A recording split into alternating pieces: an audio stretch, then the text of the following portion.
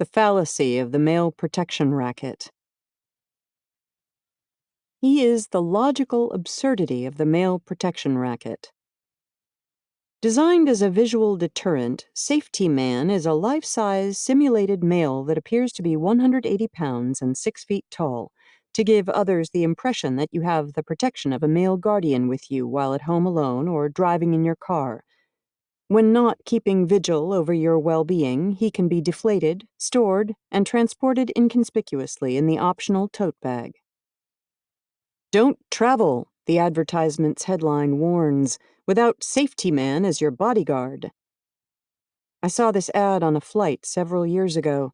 It appeared in the pages of Sky Mall magazine, which was tucked into the seatback pocket an inch from my knees. I'd finished the book I had brought. I had reread the laminated page explaining the plane's safety features.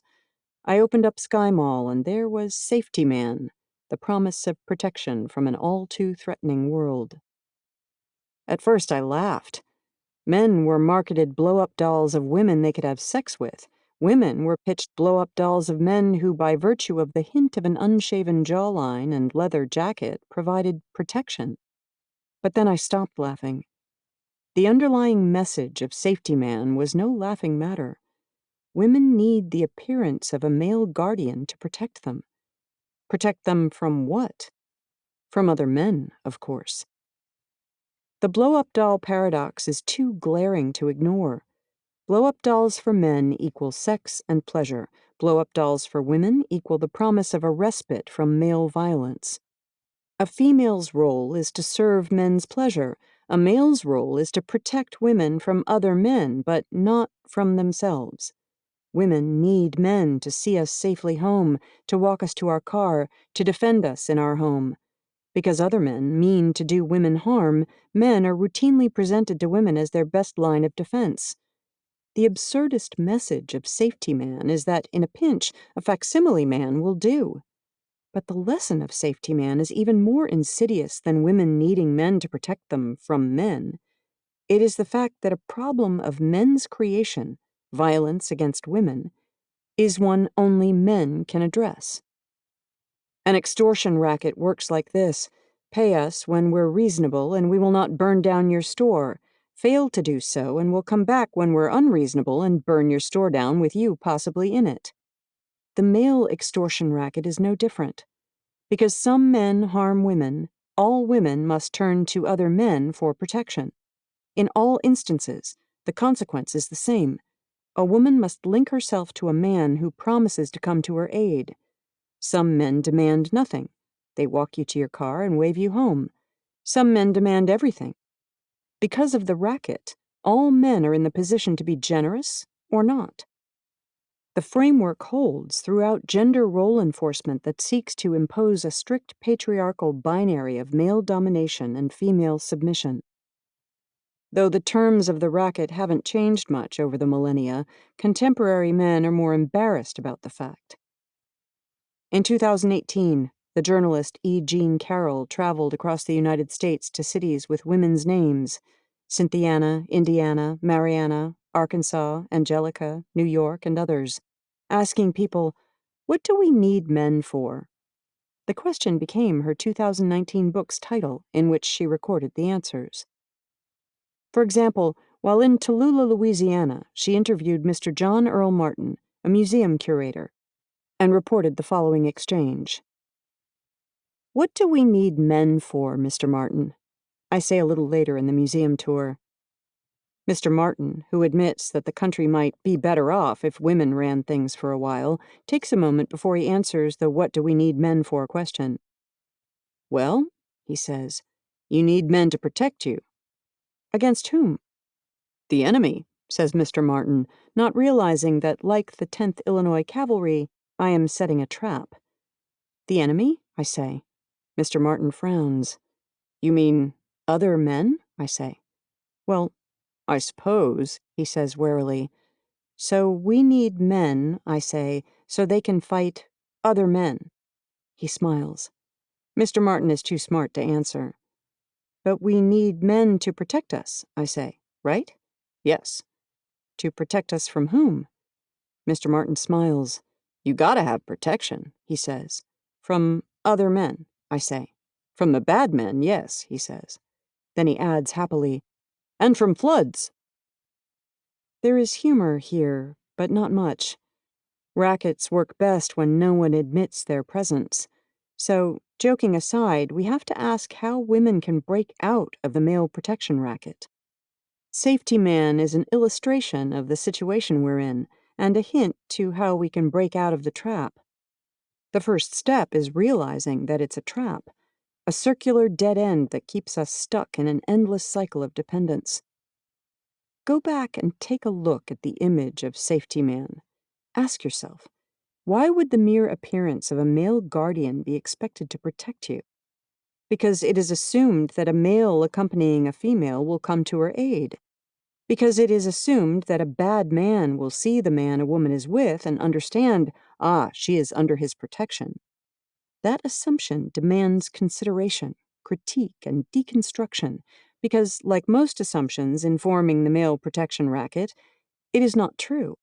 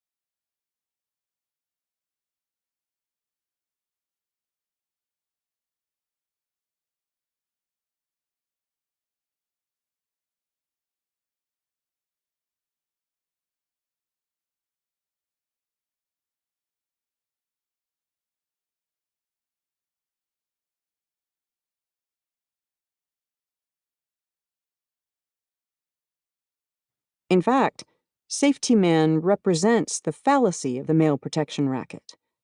There is, again, humor in the word of my invention. Fallacy is a fallacy that is propagated specifically to reinforce a patriarchal social order founded upon male-to-male alliances.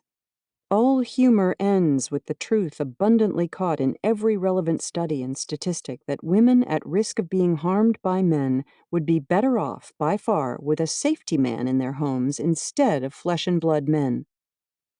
For women, the home is 9 times more dangerous than the streets. The men we know and may live with pose a greater danger to us than strangers do. Likewise, approximately 80% of rapes are committed by men who are acquaintances of their victims.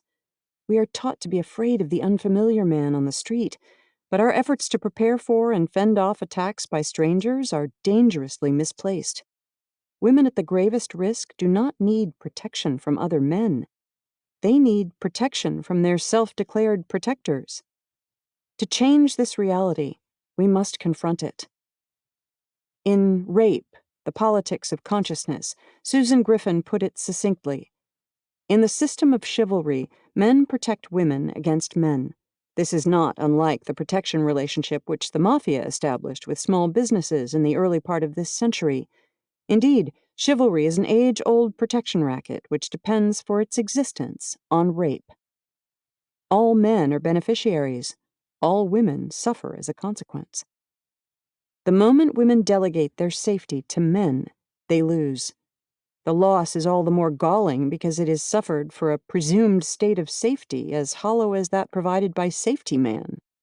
Just as in all protection rackets, the threat you pay to be protected from is the threat your protector metes out. That many men do not rape the women they know doesn't change the terms of the racket. It only adds to the illusion of safety. What do women give up in order to gain a man's protection? Everything. Independence, for starters, and then they give up their right to full expression as human beings because they will have to act according to their protector's rules in order to be deserving of protection.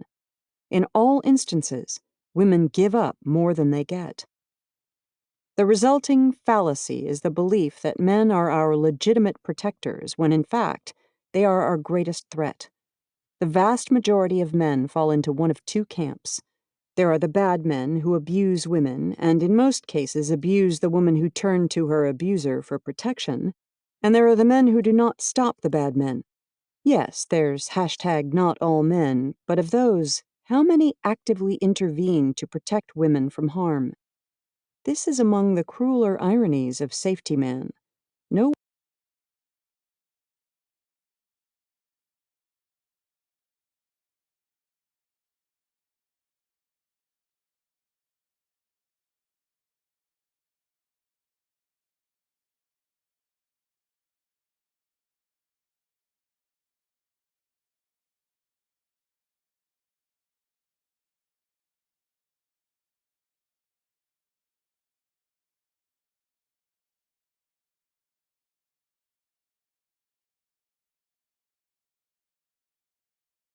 woman expects him to stand up and take on an attacker.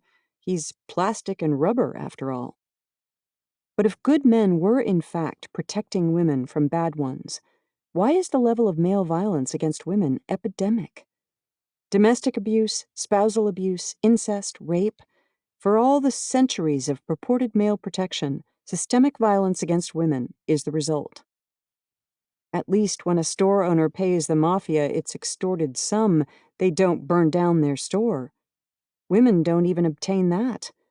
The refusal of men to intervene in another man's violence leaves us vulnerable, and this vulnerability is woven into our daily lives. We subordinate ourselves in order to gain male protection, not only from men, but sometimes from the very man we've subordinated ourselves to in order to gain protection.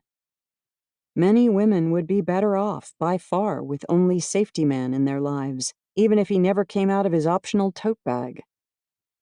Women are accorded safety only in exchange for being some man's property.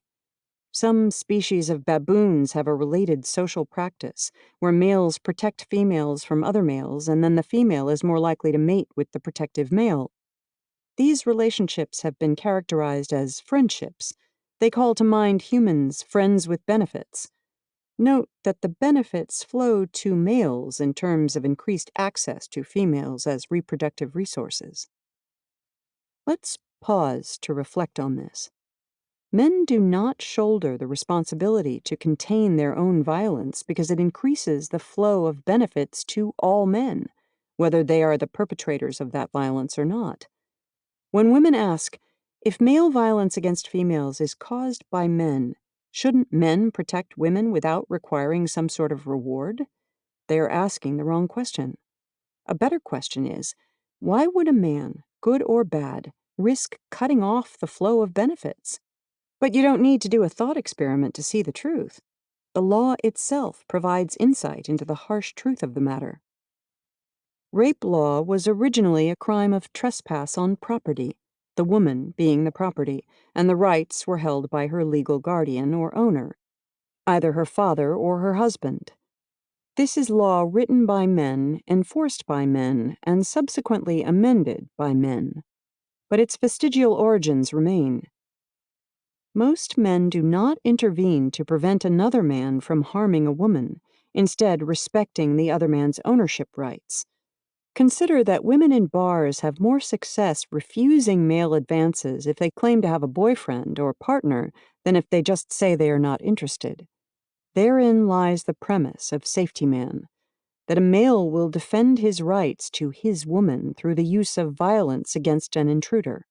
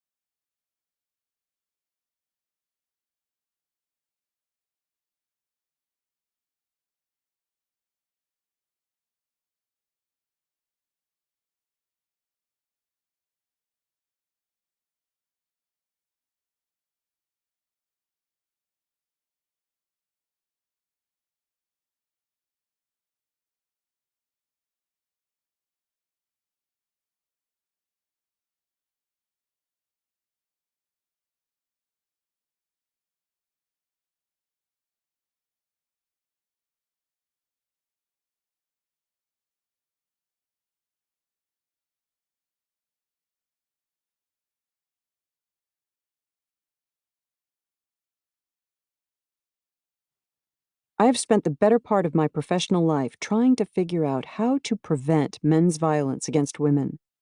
But I do often ask myself, why is this a woman's problem? Why is the entire field of working against violence against women populated, with very few exceptions, by women and others who do not identify as cisgendered white men? Where are the conferences being held for men to own their and their brothers' violence? Of course, there are men who are feminist and strong allies, leading in various ways the efforts to stop gender-based violence. Yet we need to identify and name the barriers to more large-scale leadership by men on men's violence. Consider street harassment, unwanted public interactions between strangers, motivated by one person's gender, sexual orientation, or gender expression.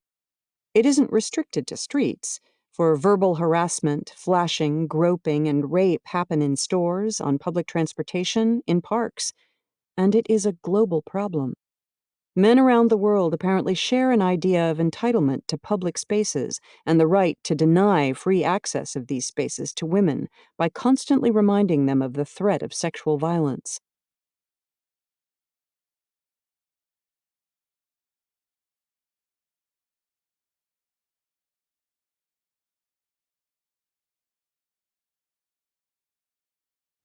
Consider, too, that juvenile orangutans will attack and force copulation with a lone female who is foraging by herself.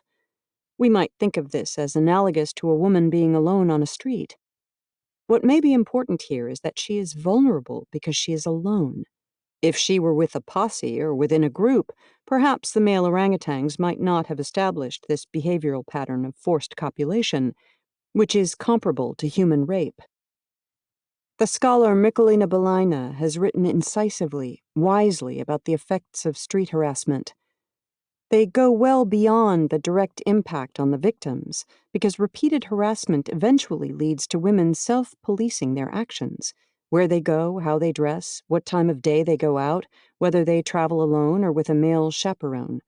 This process of internalization leads to women changing their behavior to fit within the rules of how society tells them gender should be performed.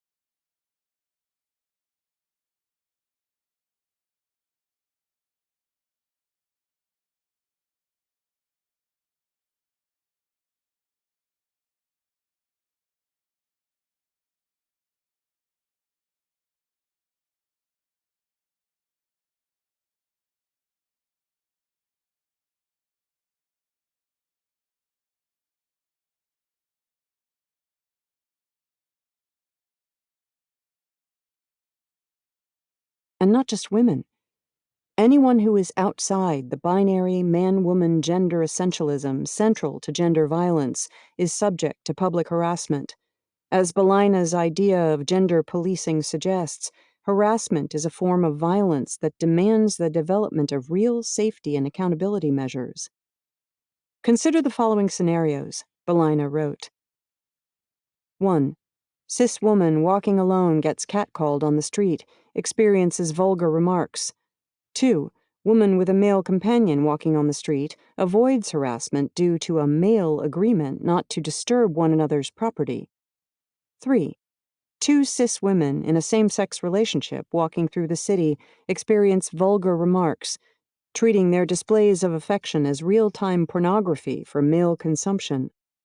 4. Cis woman with a gender non-conforming female partner, at first no disturbance due to the perception of her partner as male, but upon shifting perceptions experiences street harassment commenting on their sexuality and making threats in response to the gender expression of the partner. 5. Two cis men in a same-sex relationship experience street harassment in the form of hostile comments and threats in regards to their sexuality and, potentially, gender expression. Each of these scenarios involves street harassment, a tool used to perpetrate patriarchal violence and enforce gender hierarchies. By using a lens of gender policing, we can meaningfully acknowledge all of the experiences mentioned. We cannot miss the obvious. In all of these scenarios, it is men harassing others. And that is because women don't harass. As with violence, men are overwhelmingly the harassers of both women and men. The data matter, but so too does lived experience. When I walk down the street and encounter other women, I never think that one of them will assault me or threaten my well-being in any way. To the contrary, I make eye contact. I might smile or say hello in recognition of another human being. Encountering a man on a street is a wholly different story. A man represents a potential threat. This isn't nervousness on my or your part. This is data-informed wisdom. Per the FBI, in 2012, men committed 73.8% of all murders, 99.1% of all rapes, 87% of all robberies, 77.1% of all aggravated assaults, 81.1% of all motor vehicle thefts. Now, carry those percentages into frequency. Again, from the FBI. In 2021, a murder was committed every 35.4 minutes, a forcible rape every 6.2 minutes, an aggravated assault every 41.5 seconds. If you're not nervous, you're not paying attention. So my first visual encounter with a strange man involves scanning for clues as to whether he represents a threat. I note his age, his size, and how he is dressed, which indicates class. Yes, this is insidious, an accelerant to conscious and unconscious bias, but this, too, is an inevitable consequence of the male protection racket. When I know that in 2014, of 2,000 American women surveyed, 65% of them had experienced street harassment, 23% had been sexually touched, 20% had been followed, and 9% had been forced into doing something sexual, I cannot help but scan for clues. In short, I and all other women cannot help but lapse into what Belina calls gender policing. Gender policing includes the myriad ways that society conditions people to identify within the gender binary of male, man, and female, woman. It is a valuable insight, which begins by acknowledging the perversion of policing that it entails. Because of inadequacies in police preventing patriarchal violence, the rest of us must gender police ourselves and others. Belina cautions us about the consequences of gender policing. The paradigmatic scenario of a cisgender heterosexual woman suffering from physical, emotional, or psychological violence at the hands of a cisgender heterosexual man dominates our conceptualization of what gender violence looks like. The result is the erasure of marginalized narratives and experiences. Worse, we end up policing our allies. When we participate in, enforce, reinforce, or remain complicit in an essentialist view of gender, We may also be participating in the perpetuation of the phenomenon that underlies all gender violence. Men's sexual harassment of women commuting to school or work is a problem from Australia to Zambia. One woman wrote to Holly Curl, an international expert in street harassment from Perth, Western Australia, saying, "One of the more terrifying things is when a group of men follows closely in a car, having slowed to walking pace, making remarks. There are many other stories of sexual harassment, flashing, and several minor sexual assaults, men grabbing breasts, bottom. Overall, I consider myself relatively lucky based on the fact that I've never actually been raped by a stranger." In Zambia, children often have to travel long distances to school, and as a result, rarely complete 12th grade. Distance alone isn't the problem. It is the risks they run while traveling. The risk to girls is so significant that the World Bicycle Relief Organization donated bikes to girls so they might get to school more safely. And this is not a problem confined to Zambia. Once, when I was riding my bike home from a health club, a white man in a car slowed down to match my speed, rolled down the window, and asked me if I wanted a ride. Afraid, I checked my angry retort. Instead, I offered a blander, "No thanks, I'm happy on my bike." And then, as soon as I could, I turned off the road and disappeared onto the bike path where he could not follow me. Though it was not a terribly threatening incident, the result was self-policing. I no longer ride my bike to the health club. Again, I am no lone example. Far, far from it. Over 90% of all women and girls have been harassed at least once on the street. A fact women everywhere live with is that male harassment prevents women from enjoying all the same freedoms as men when they travel, as most travel guides or study abroad advice sheets show. The message of street harassment is that women and girls don't have a right to walk down the street. If we do, we are considered to be streetwalkers, meaning prostitutes, and thus sexually available to all men. Harassment is always sexual in nature. It involves a man or a group of men proclaiming their opinion of a woman's or girl's sexual desirability. Though street harassment ranges along a continuum from flattery to fear, underlying that continuum is the idea that a man cannot control himself and is therefore not responsible for his own sex drive. It's not just a question of peace and liberty. The inability to walk down a street unmolested is significant. Street harassment is a constant reminder to women of the threat of sexual violence. On the far side of the flattery to fear continuum is rape. White men take their liberty to walk down the street for granted. It's their world. My colleague, a scholar and the co-founder of Mentors in Violence Prevention, Jackson Katz, performs the following experiment in an exercise he calls sexual assault in the daily routine. In a gender-diverse classroom, he asks the men first what precautions they take when walking alone at night. They remain silent and report that they do nothing. Then he asks the women what precautions they take when walking alone at night. Hands shoot up as they tell him about carrying mace, gripping their keys like makeshift weapons, holding their phones in anticipation of calling 911 if necessary, and other means of self-protection. There is almost always a straight gender divide between the level of safety consciousness that one must engage in, depending on whether a person presents as male or female. The reason is simple. Violence is a language that is strictly reserved to men. This is another lesson Safety Man teaches women. Because violence is the province of men, because men threatening violence can be checked only by a commensurate threat, the appearance of male protection is a woman's best option.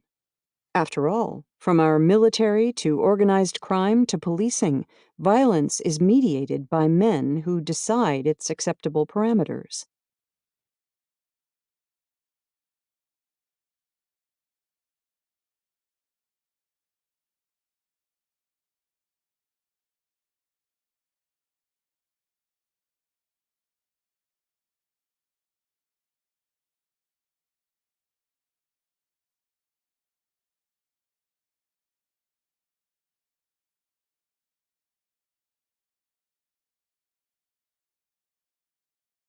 Gender policing is the way the language of violence is spoken.